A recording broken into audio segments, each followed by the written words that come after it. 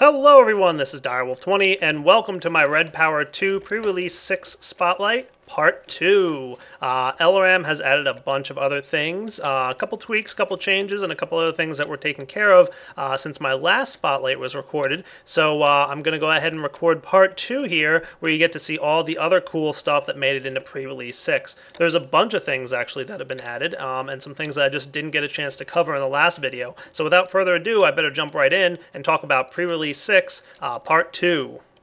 Alright guys, one of the new little gadgets is a really nice thing, especially early on in your career, and maybe even later on, to do some farming with. It's called the seed bag. This guy is pretty awesome.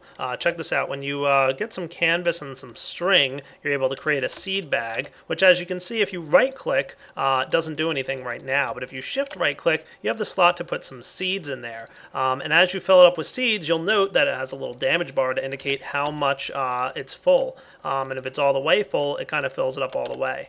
Awesome. Simply and very easily, right-click on any terrain. I'm going to clear out all but one stack.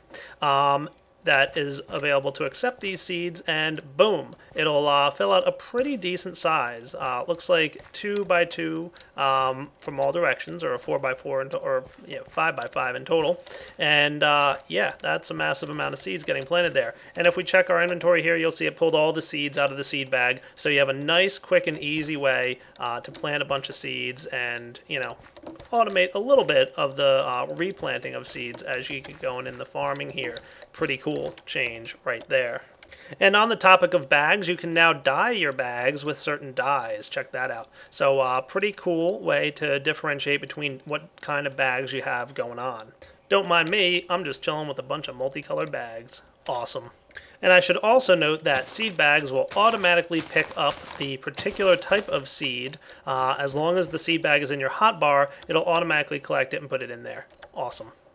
Alright guys, another awesome change that I've been kind of looking forward to is the ability to create your own blocks in Red Power 2 here. So you've got silver blocks, there's also copper and tin. If Red Power 2 is the only one you have installed, you can go ahead and combine your blocks like you normally would. And the best part about this is that you can also get yourself some micro blocks from this. So you can get some slabs and panels and strips and all that cool, awesome stuff. So now you have silver blocks as well as copper and tin that can be carved up with your handsaw. So awesome.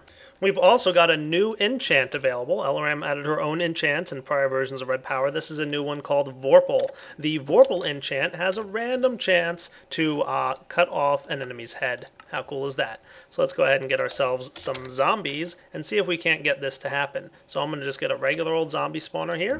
And what happens is there's about a random chance, depending on the level of the enchant, for the zombie to take some massive amount of damage. Boom, like that. And if he dies from that massive amount of damage, he has a chance to drop a skull. So let's see if we can get this to happen. So you just saw a moment ago where he took that massive damage and he, died in pretty much one hit. That was another massive bit of damage right there. Cool. I'm getting it happen a lot. Nice. And hey, I got a zombie head. Awesome. So when I killed that zombie a moment ago, I got a nice old zombie head. Pretty sweet. Again, only happens if you get that random chance that does extra damage. It's basically doing a massive amount of damage there. Oh boy. Trouble already. Hey, look, another zombie head. Sweet. Awesome. And you can plant these heads all around and do all kinds of funny things with them. How cool. I love it. Speaking of enchants, your sapphire sickles and all other forms of sickles are now valid enchant targets, so go ahead and get yourself some Silk Touch sickles. That could be a good time. Alright guys, next up, fluid mechanics. Minecraft Forge has recently implemented a fluid API that's pretty similar to Buildcraft's API, but it's now built into Forge, and LRM has tapped into this so that she can now interact with all forms of Buildcraft liquids and storage mediums. So we've got a Railcraft tank here that can store Buildcraft liquids. As you can see, it could store biomass capsules or something along those lines. We can now activate this pump and start pumping water out of the ocean if we want to, and straight into the tank. How cool is that? Oh, that is awesome. You can also connect your liquid to the side of your tanks here, get your liquid pipes going, and it'll automatically emit into it. How cool. I love it. So if you want, you can transport all your Buildcraft liquids like oil or biogas or anything like that through the Red Power 2 pipe system using the whole pressure monitor. So cool. And speaking of the pipe mechanics, you should know that your voltmeter, which could probably use a name change, can now also read the PSI of your pipes. Check that out. So you can see how much pressure is inside the pipes and the grate by right-clicking on it. And you can see over here we've got a positive pressure building up because the pump is pushing the liquid through here. Pretty neat. You can see how much pressure is going on and when you might need more pipes to get yourself going. You can also see how much pressure is being output from the side of this tank. Pretty awesome. I like it. So if you want more details on the pressure inside your pipes, use the voltmeter. One thing you should note is you need more than 100 psi to activate your grates. So most of the Buildcraft things emit about 100 psi, so you need a little bit more than that. So you definitely have to use a pump to activate your grate. You can't just connect these things up. That's something that should be good to know. And basically, liquids flow from negative pressure to positive pressure. There you go. Another personal favorite of mine, inverted lamps. That's right, finally we have some inverted lamps, something that I've actually really been wanting to have for a while. Just go ahead and place them on the ground and they're automatically lit. Pretty cool. Apply a redstone signal with the lever or anything else that you might want to use, and it'll turn them off. Pretty sweet. So inverted lamps are basically the opposite of regular lamps, and to craft them, all you need to do is place a redstone torch where you would normally go ahead and just place regular redstone. So it makes, like, you know, pretty much perfect sense. Sweet. And guys, speaking of lamps, we've got a new style of lamp, actually two of them. There are now what's called an cage lamps, and as you can see, it's a pretty similar recipe except you use iron bars. And then there's the yellow fixtures, or the different kinds of fixtures, all different colors. Both of these have an inverted form and a not inverted form. So if you place the inverted, it's on by default, and the non-inverted form is off by default. Now let's check out what these guys look like. Whoa, cool looking, huh? Yeah, they're pretty awesome. Let's make it nighttime here. There we go. These guys look great. I'm pretty excited by the way they look. And just like most Red Power 2 things, they can go on any side of a block. So you can have them on the tops and on the bottoms and on the sides and all that kind of cool stuff. Really neat looking little lights. And then these guys here, the yellow fixture or the orange fixture, again, same deal. Can go on the side of things, can go upside down, and just another way to light your house. That just looks really cool. So, wow, that's awesome looking. And LRM has kind of hinted at the fact that there might be more styles of lighting in the future even. So, kind of cool.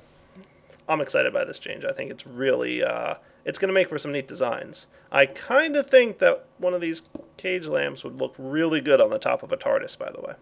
Oh yeah, and this should go without saying, but just to demonstrate, they do work with redstone signals. So the inverted ones turn off when they receive a redstone signal, and the normal ones turn on when they receive a redstone signal. Another thing that I want to introduce you guys to is the mechanic of the wind turbine has changed just a little bit. Built into the wind turbine is an automatic braking system that will automatically put the brakes on this thing, preventing it from spinning too quickly, that is. It'll still spin a little bit, but don't worry, it won't take any damage and it won't emit any power. The brakes are automatically engaged when there's nowhere for the power to go. So you can see all my battery boxes here are full. There's nowhere for this power to go. As soon as there is a new place for power to go, by placing a battery box here, for example, you'll note that quickly the brakes are released and the wind turbine is allowed to spin at full speed again, thus producing more power. How cool is that? Now here's another minor but pretty cool change in that battery boxes now retain their charge when you break them. So you can see this battery box actually shows in your inventory with a little bit of a charge on it, and if I place it back in the world, you'll see it quickly retains its internal buffer charge. Now this bar here won't remain, but the buffer storage will, so that's an important thing to note. But it's a pretty neat change. I'm thinking that's awesome. Yeah, very cool. So just, you know, break your battery boxes and they retain their charge. Awesome. Oh man, I could come up with a really neat system with ender chests and block breakers and deployers. Oh, that would be crazy. One more addition that has come along here is the ability to toggle through your tabs here and you'll see that there's some creative mode tabs that were added. So those of you who like to play in creative mode, this is probably going to come as a welcome addition to you guys. There's a red power lighting tab for all the lights. There is a red power wiring and logic tab for all your wires and logic gates. And of course there's a microblocks tab that has all the cool microblocks that are available. How neat is that? Pretty excited by that change. You can also, of course, check out and see that some of the other things that you might expect, like the screwdriver and the voltmeter, are in the tools tab, stuff like that. Awesome change to the creative mode setting. Next and finally is one of the additions that I know a lot of people have been asking for, and it has been implemented. This is the tube frame. They've actually been nicknamed Frubes, but they are officially called tube frames. Simply combine a support frame with a pneumatic tube to get your tube frame, and you can do the same with redstone. Just a redstone tube with a support frame, or a tube frame with a redstone will get you a redstone tube frame. Yeah, these things are cool. They basically act like frames, but they have tubes inside. So you can see that the tubes connect in the middle there. You can go ahead and run your stuff right through there. If you don't want your tubes to connect, you can apply some covers like you normally would. Now, one other cool change is this guy. If you don't want your tubes to, you don't want your frames to connect and drag things, but you still want them to connect to adjacent inventories, simply use the hollow cover here, and this guy will successfully connect. So you can see he is connected to this chest, but when we give this guy a good old redstone signal with a lever, you'll find that it does not move the chest. Cool. I like that a lot.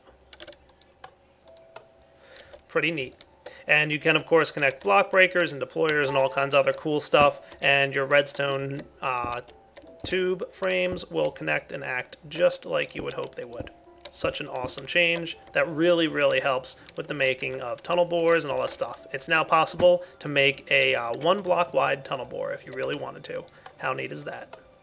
So guys, one of the really cool things about the tube frames is not the ability to make huge machines, which is a little bit easier now, but also the ability to make smaller ones. You can see I have a very small and compact tunnel bore right now. This guy bores downwards into the earth, but he could just as easily bore sideways. All I have to do is disable this guy, and we should be on a roll. Look at that. Nice little 3x3 tunnel bore. It's even possible to get a 1x1, I think. I'm pretty sure LRM's actually built one herself, but look how compact this thing is. It's super small, and it's really pretty cool. Like, that is awesome. And all the items that are getting picked up are being deposited in this here chest. Awesome. So the tunnel bore is a lot easier to make with tube frames. There's so many options available now that tube frames are a reality. All I gotta do is flip that lever, and that turns off the device. Cool. Look how quickly it dug into the earth. I mean, that is just neat. It's a really, really nice way to build machines now. The tube frame really adds a lot. And guys, with that, I think this about wraps up the Red Power 2 pre-release 6 Part 2 of the Spotlight. Tons and tons of stuff added in pre-release 6. I mean, just loads of things. A 30-minute video on Part 1, and then the Sortron, and then this huge video on Part 2. It's completely wild. So I hope you guys enjoyed checking out the Red Power 2 pre-release 6 videos. It is now available, so you guys can go download it, check it out, and play with it. Hope you guys enjoyed watching this, and as always, take it easy.